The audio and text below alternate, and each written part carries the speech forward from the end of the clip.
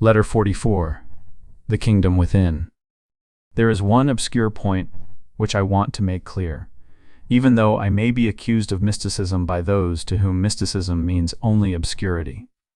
I have said that the life of man is both subjective and objective, but principally objective, and that the life of spirits dwelling in subtle matter is both subjective and objective, but principally subjective.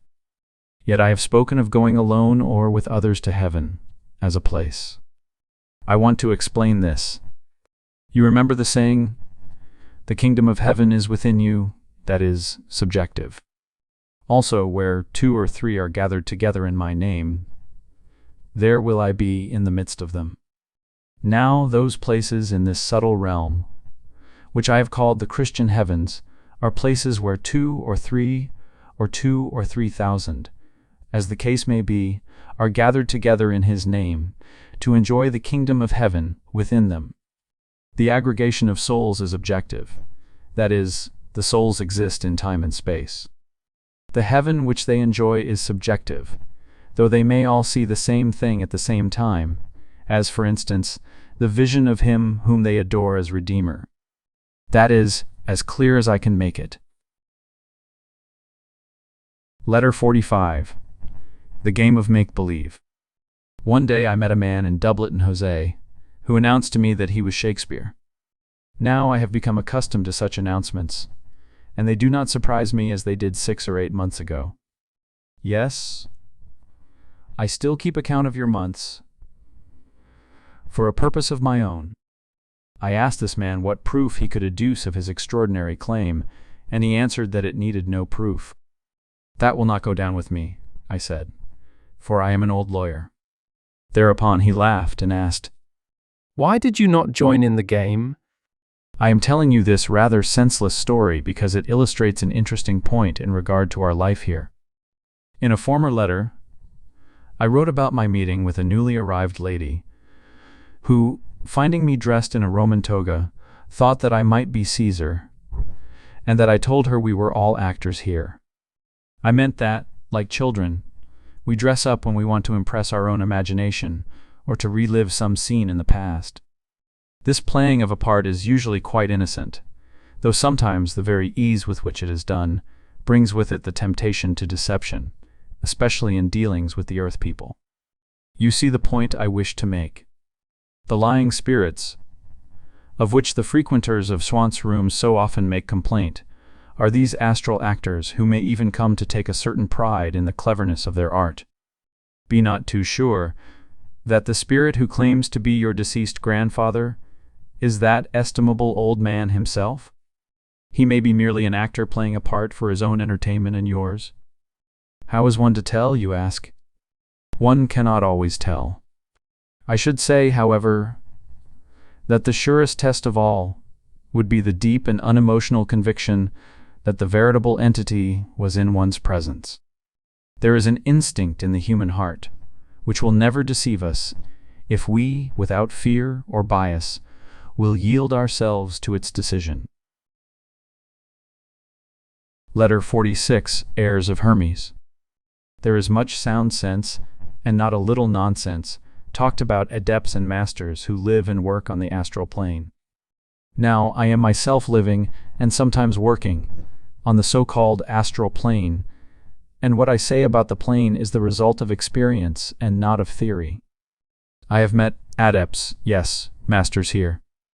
One of them especially has taught me much, and has guided my footsteps from the first. Do not fear to believe in masters. Masters are men raised to the highest power, and whether they are embodied or disembodied, they work on this plane of life. A master can go in and out at will. No, I am not going to tell the world how they do it. Some who are not masters might try the experiment and not be able to go back again. Knowledge is power, but there are certain powers which may be dangerous, if put in practice without a corresponding degree of wisdom. All human beings have in them the potentiality of mastership. That ought to be an encouragement to men and women who aspire to an intensity of life beyond that of the ordinary. But the attainment of mastership is a steady and generally a slow growth. My teacher here is a master. There are teachers here who are not masters, as there are teachers on earth who have not the rank of professor. But he who is willing to teach what he knows is on the right road. I do not mind saying that my teacher approves of my trying to tell the world something about the life which follows the change that is called death. If he disapproved, I should bow to his superior wisdom. No, it does not matter what his name is. I have referred to him simply as my teacher, and have told you many things which he has said and done. Many other things I have not told you, for I can only come occasionally now. After a time I shall probably cease to come altogether. Not that I shall have lost interest in you, but it seems to be the plan that I shall get farther away from the world, to learn things which necessitate, for their comprehension, a certain loosening of the earthly tie. Later I may return again, for the second time, but I make no promises. I will come if I can, and if it seems wise to come, and if you are in a mood to let me. I do not believe that I shall come through anybody else, at least not to write letters like this.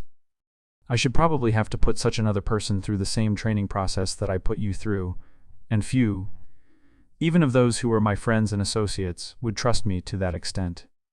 So, even after I am gone, do not shut the door too tight, in case I should want to come again, for I might have something immensely important to say. But on the other hand, please refrain from calling me, because if you should call me, you might draw me away from important work or study somewhere else. I do not say for certain that you could, but it is possible. And when I leave the neighborhood of the earth of my own accord, I do not wish to be drawn back until I am ready to return. A person still upon the earth may call so intensely to a friend who has passed far away from the earth's atmosphere that that soul will come back too soon in response to the eager cry. Do not forget the dead, unless they are strong enough to be happy without your remembrance, but do not lean too heavily upon them. The masters, of whom I spoke a little while ago, can remain near or far away, as they will. They can respond or not respond, but the ordinary soul is very sensitive to the call of those it loved on earth. I have seen a mother respond eagerly to the tearful prayer of a child, and yet unable to make the lonely one realize her presence. Sometimes the mothers are very sad because they cannot make their presence felt. One time I saw my teacher, by his power, help a mother to make herself seen and heard by a daughter, who was in great trouble. The heart of my teacher is very soft to the sufferings of the world, and though he says that he is not one of the Christs, yet he often seems to work as Christ works. At other times, he is all mind. He illustrates the saying about the thrice greatest Hermes Trismegistus, great in body, great in mind, great in heart. I wish I could tell you more about my teacher, but he does not wish to be too well known on earth. He works for the work's sake, and not for reward or praise. He is very fond of children, and one day, when I was sitting unseen in the house of a friend of mine on earth, and the little son of the house fell down and hurt himself and wept bitterly. My great teacher, whom I have seen command literally legions of angels, bent down in his tenuous form, which he was then wearing, and soothed and comforted the child. When I asked him about it afterwards, he said that he remembered many childhoods of his own, in other lands, and that he could still feel in memory the sting of physical pain and the shock of a physical fall. He told me that children suffer more than their elders realize, that the bewilderment felt in gradually adjusting to a new and frail and growing body is often the cause of intense suffering. He said that the constant crying of some small babies is caused by their half-discouragement at the Herculean task before them, the task of molding a body through which their spirit can work.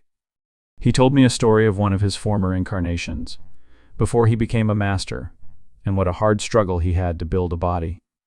He could remember even the smallest details of that faraway life. One day his mother punished him for something which he had not really done, and when he denied the supposed wrongful act, she chided him for untruthfulness. Not realizing, good woman though she was, the essential truth of the soul to whom she had given form. He told me that, from that childish impression, centuries ago, he could date his real battle against injustice, which had helped to develop him as a friend and teacher of mankind. Then he went on to speak of the importance of our recovering the memory of other lives, in order that we may see the roads by which our souls have come. As a rule, the great teachers are reticent about their own past, and they only refer to it when some point in their experience can be used to illustrate a principle, and thus help another to grasp the principle. It encourages a groping soul to know that one who has attained a great height has been through the same trials that now perplex him. Letter 47, only a song. Will you listen to another song, or chant, or whatever you choose to call it, of that amazing angel whom we know as the beautiful being? Why do you fear to question me? I am the great answerer of questions. Though my answers are often symbols, yet words themselves are only symbols. I have not visited you for a season, for when I am around, you can think of nothing else. And it is well that you should think of those who have trodden the path you are treading. You can pattern your ways on those of others. You can hardly pattern your ways on mine. I am a light in the darkness. My name you do not need to know. A name is a limitation, and I refuse to be limited. In the ancient days of the angels, I refused to enter the forms of my own creation except to play with them. There is a hint for you, if you like hints. He who is held by his own creations becomes a slave.